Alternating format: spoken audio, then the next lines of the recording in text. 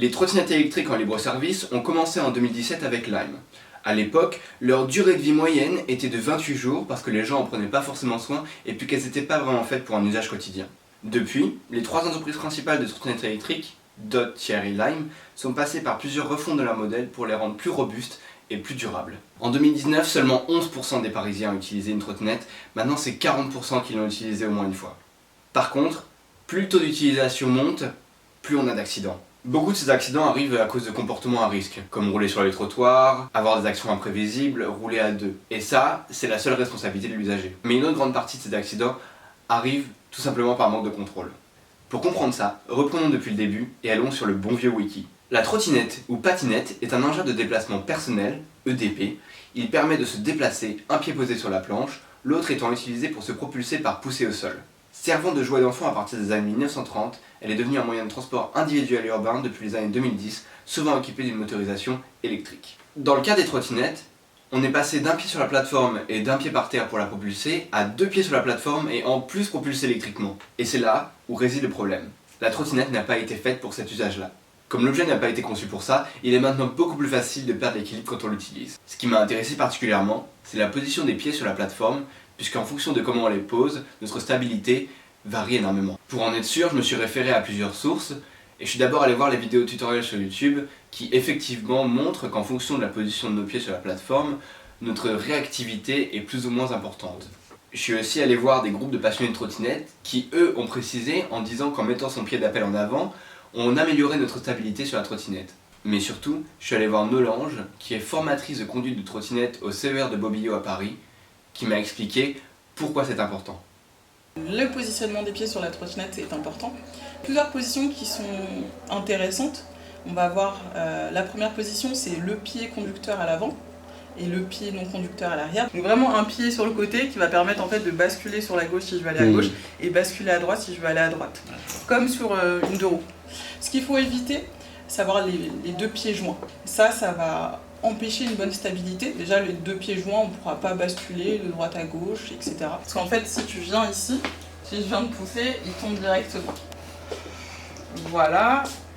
Du coup, grâce à toutes ces sources, j'ai pu confirmer l'importance de la position des pieds et j'ai aussi pu observer de mes propres yeux à quel point beaucoup de personnes ne le savent pas. Bien, pas bien, bien, pas bien, bien, pas bien, bien, pas bien, bien, pas bien, bien, pas bien, bien, pas bien.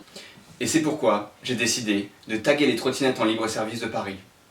J'ai commencé par prendre les mesures des plateformes des trottinettes sur lesquelles j'allais baser mes pochoirs. Grâce à ça, j'ai pu voir que les plateformes de Lime étaient les plus petites et celles de Dott les plus grandes. L'enjeu ici était de travailler assez bien sur le graphisme et la manière de communiquer le message pour que ce n'ait pas l'air d'un acte de vandalisme, mais plutôt une opération lancée par les entreprises elles-mêmes. Après une multitude d'essais, j'ai fini par aboutir sur 3 solutions. One Foot Here est la première qui m'est venue à l'esprit. Elle est un avantage pour les gens qui ne parlent pas français, mais elle est beaucoup moins orientée et éducative que les autres. Alors que un pied devant plus un pied derrière égale c'est plus sécuritaire, et beaucoup plus dans cette veine-là. J'avais pour but de trouver une phrase niaise qui resterait bloquée dans la tête des gens. Et enfin, pour une meilleure sécurité, place bien tes pieds, est aussi éducative, mais d'une façon beaucoup plus visuelle. J'avais peur que les gens réagissent mal. Et puis quand j'allais taguer ma toute première trottinette, il y a 3 personnes qui se sont rassemblées autour de moi. On peut à côté, regardez ça. Pas de problème, ouais, non, pas de problème. Si vous voulez nous aider aussi. Non mais c'est vrai que c'est important parce que... Vous faites quoi? Ah voilà, ça c'est visible. Elles sont par terre, les trottinettes. Ah oui, bah ça c'est... Mais moi j'en utilise pas, mais... Mais c'est aussi parce que les voitures quittent trop d'espace. Oui. C'est... À cause de ça, on peut... Bon, c'est con, hein, mais moi je verrais presque un permis. Non mais... Mais c'est discuté. Enfin, tu vois, regarde, moi je suis en moto, tu vois. Mhm. Et moi j'ai une veste coquille de A à Z, j'ai une dorsale et tout. Ce qui était magnifique avec ce moment-là, c'est que j'ai fini par comprendre que cette action avait une signification pour tout le monde. Que en rendant l'objet plus appréhendable, on aidait à intégrer cet objet en société encore mieux. Pour l'instant, nous avons fait 80 trottinettes en une nuit. Et j'espère que le mouvement parlera à assez de gens pour pouvoir les rassembler et en faire encore plus dans Paris. En suivant des programmes comme la ville du quart d'heure, les plus grandes villes du monde visent à réduire leur empreinte carbone, mais aussi rendre la vie en leur sein plus agréable.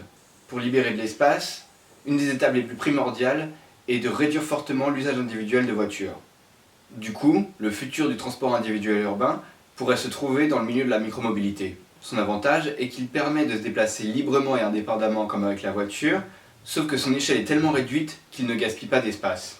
Pour l'instant, la plupart des solutions de micromobilité sont des adaptations de ce qui était autrefois un loisir, et donc aucune ne sont vraiment faites pour un usage quotidien.